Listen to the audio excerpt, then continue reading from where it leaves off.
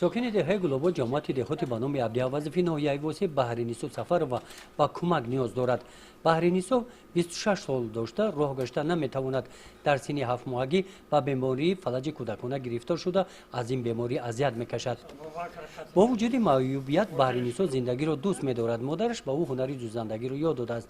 ماشینی درزدوزیش کهنه و فرسوده شده است. خواهش دارد که ماشینی درزدوزی زمانوی داشته باشد. او 180 سومانی نفقه معیوبی میگیرد. برای خریداری ماشین امکانیت ندارد. والدان بحرینیسو در شرایط کمیزاتی عمر به سر میبرند. غیر از نگاهبین بحرینیسو دیگر امکانیت ندارند.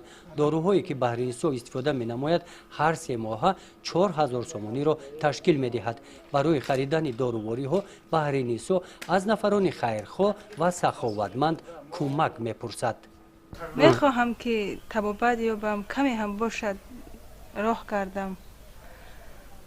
خودم رو اداره کرده توانم. فقط مبلغ لازم شرایط وزین همه میدانیم. از همین سبب سر وقت به طبابت بودن نمیتوانیم.